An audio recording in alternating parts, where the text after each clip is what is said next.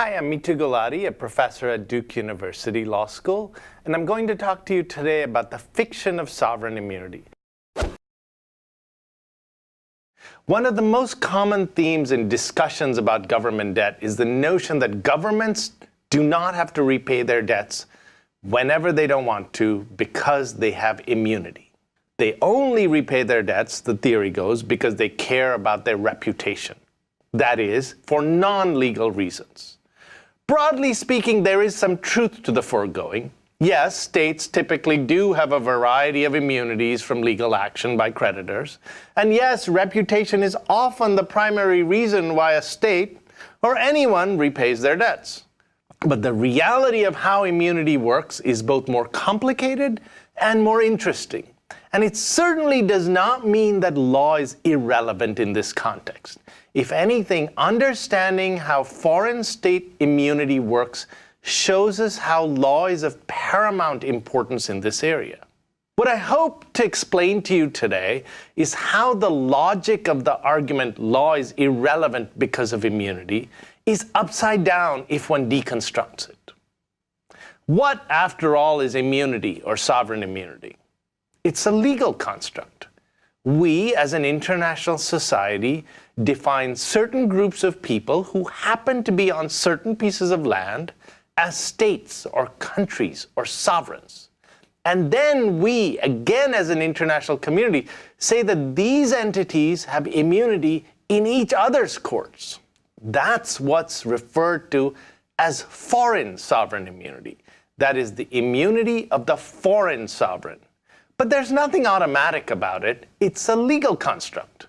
In other words, the reason why sovereigns cannot be sued easily is because we, as a global society, have chosen not to allow it. And why not? Because the international community thinks it is good for the functioning of the global system, for states and their leaders, not to be at risk of being dragged into court in other countries. But what if it was the case that countries needed to borrow and creditors were reluctant to lend to countries because of the difficulties they were facing in suing them? Put differently, what if it were the case that the big international investors told the country of Papua New Guinea that they would lend to them at 14% without a sovereign immunity waiver and 10% with one?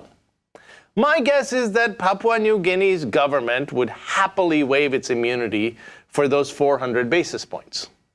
Would the law of foreign sovereign immunity prove to be an impenetrable barrier to this? The answer, of course not. Remember, we are talking about a fictional concept here. And it is supposed to be a fictional construct that helps states. It's not something dictated from heaven magically. So countries who want to borrow can say, if they wish, to their creditors, I waive my immunity in your courts. Better still, I'm going to leave some assets here so that you can attach them if I fail to pay you. A country, as we have seen, can go further than just waiving its immunity from suit. They may also want to give creditors the ability to attach their assets. So they may offer a trade. We will give you another 100 basis points if you waive not only your immunity from being sued, but also your immunity from enforcement.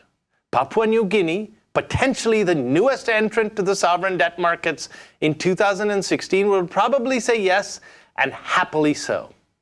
Immunity, therefore, means nothing if the sovereign has to waive it before anyone can lend to it.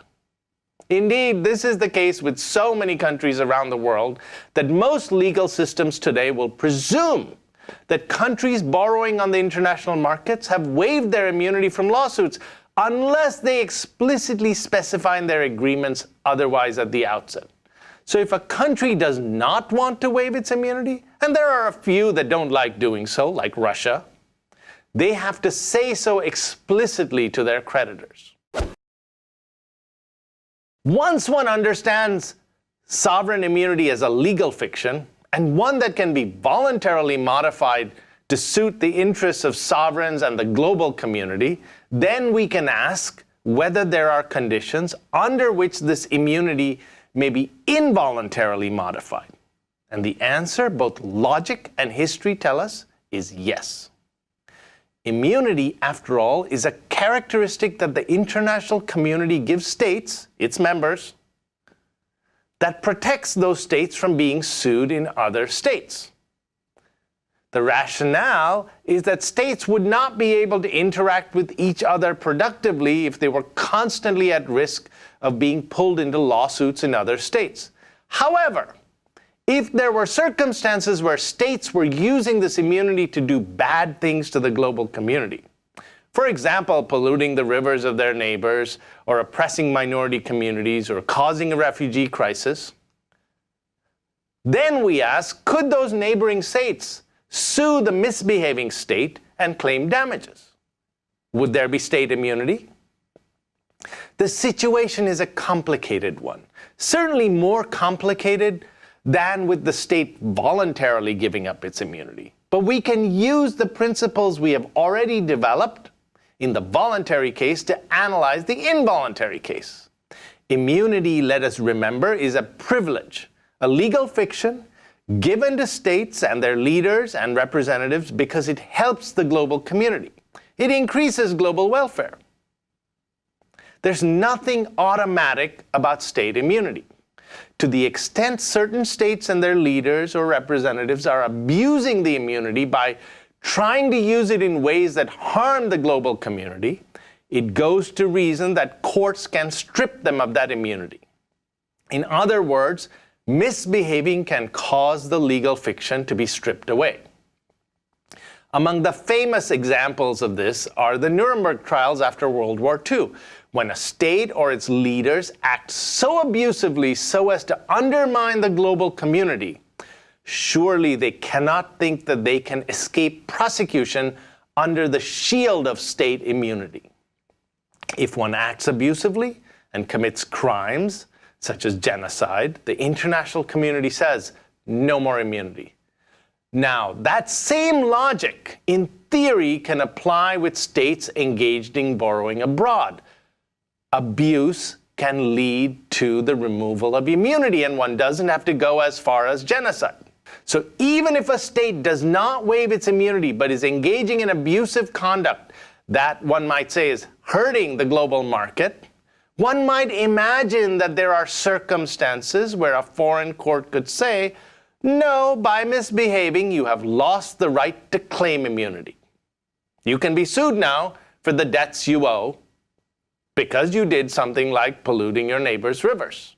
In another video, we will show how similar ideas about legal fictions, the legal fiction of a state having infinite life, play out in different contexts.